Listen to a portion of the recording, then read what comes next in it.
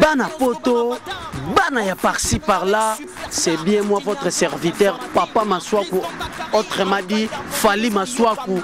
Désormais, à partir d'aujourd'hui, Bolanda na chaîne Moko. Congo ya Lobby TV. Congo ya Lobby TV. Donc mutu tout na poto azapé te ozaloza wapi Congo ya Lobby TV. Aromemela bino ba information ya moto akosakana te. Ah mama nanga ye. Moto akosakana te.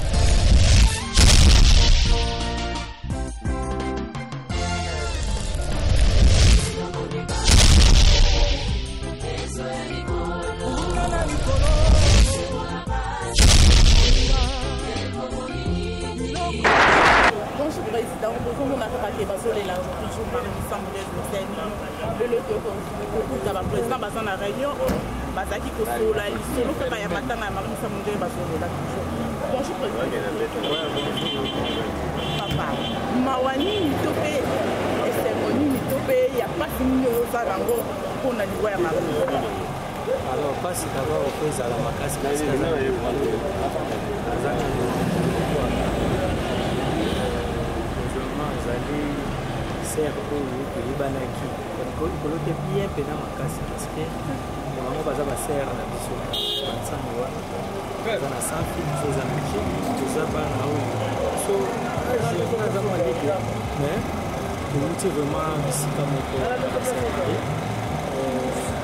il n'y a pas ça, la canne de notre commis baptiste, le monde a art, tout ça, les mois, ma cambe de ensemble, tout ça, les voyages, ensemble de la barreau, en plus, ils sont aujourd'hui dans la ville, les 3 janvier, ils ont qui conservent à Bétaki dans la place des artistes à la Rome pour la victoire.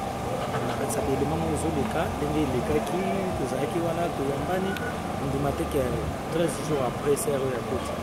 On va bon souvenir ni yotikali na ngoya terre mamusamo o amarka yo vraiment amarka ngai na voyage mo to sara na Pointe Noire d'ailleurs yende asala choix ya artiste waki bazonga donc il y a plus temps tout ça qui voyage wana to za na beach to koti na canot to zo traverser to na ngamba kwa zavi ti to zui avion to comme na Pointe Noire donc ça dit ambiance wana nyoso to za qui c'était moi j'étais comme animateur.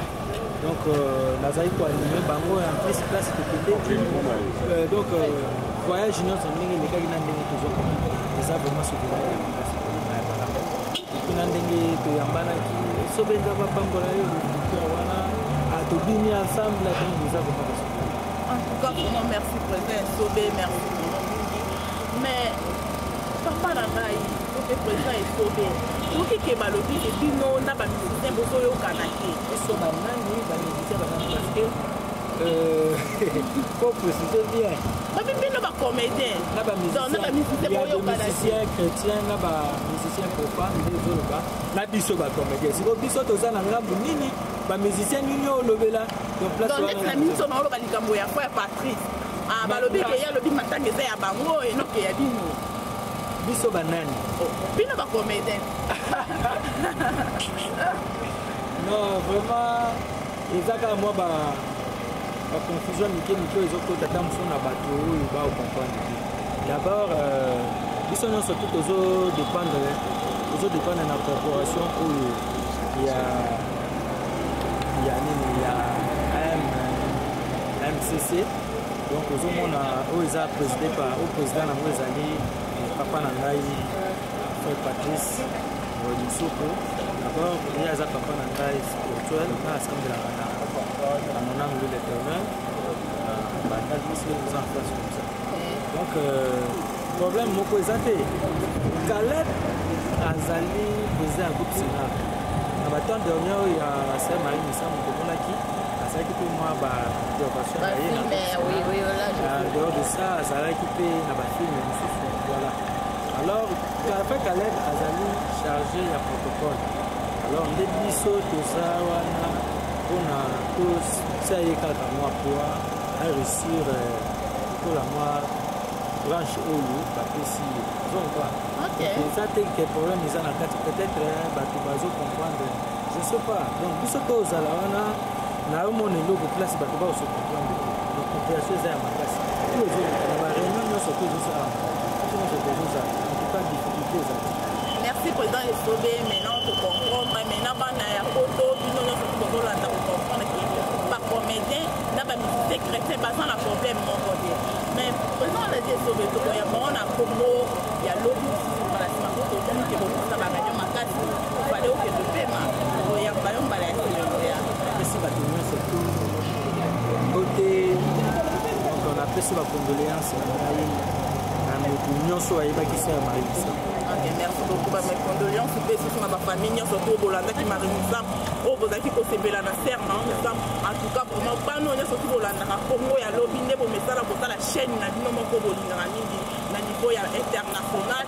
C'est belle de votre temps pour la future de Congo, il y a Lobby TV. A remettre la bino information il y a moto akosagana te. Merci minna bino bana poto bana international ndenge loken muto kana bino amesana ko benga bino ba international na biso.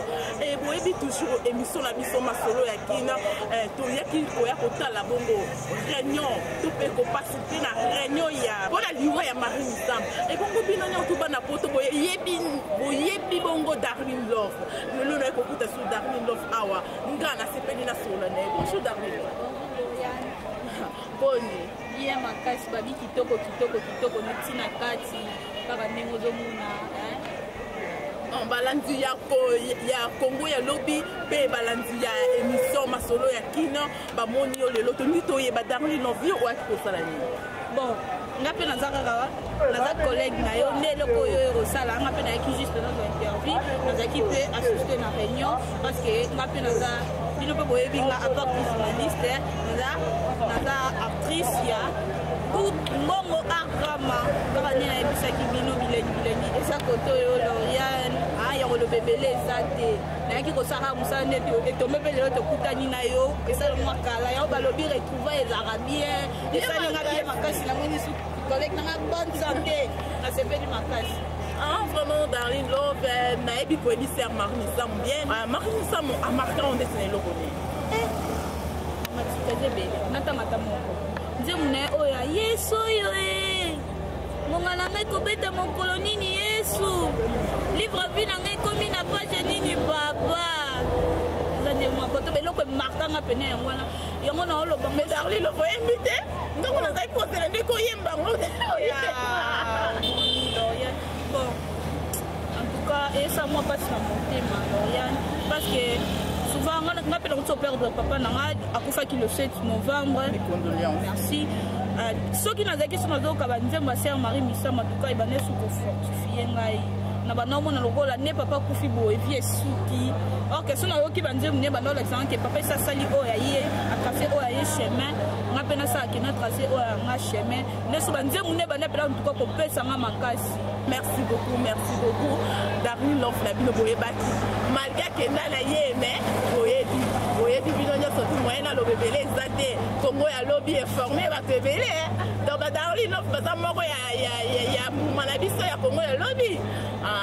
Merci vraiment na bana photo merci na bino nyonso tu bondimaki kolanda émission na biso boyebi kaka ndenge tolakaka bino mpe tokontinaka kolaka bino na Congo ya lobi mpe na émission na bino no ya masolo ya kini po bomesana nango chaque jour ekitaki lelo po toyeba bino mo boyoki nde totambwisi bamikro merci mingi na bino bato ndimi kolanda biso alors ya kolobebele eza te tozokontinue kaka kolela sœur Marie Missam merci mingi ndenge bondimaki kolanda bongo chaîne na biso Congo ya Lobi TV. Alors ya rebele ya koloba na bino ezalaka que biso kopesa bino kopesa biso confiance biso kopesa bino misala donc c'est pas nde bondimi kolanda biso vraiment bomoni ndenge ba comédien balobi bomoni ndenge ba comédien baleli ya koloba mingi eza te botala ngo ensemble na biso ndenge misala ezosalama merci mingi bye bye.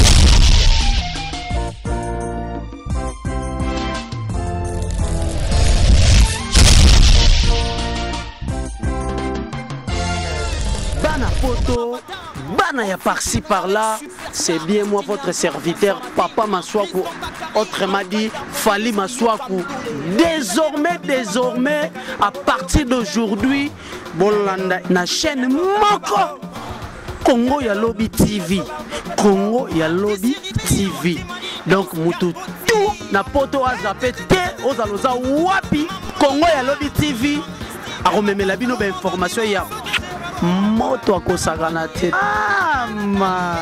Mama nanga ye moto akosakana te.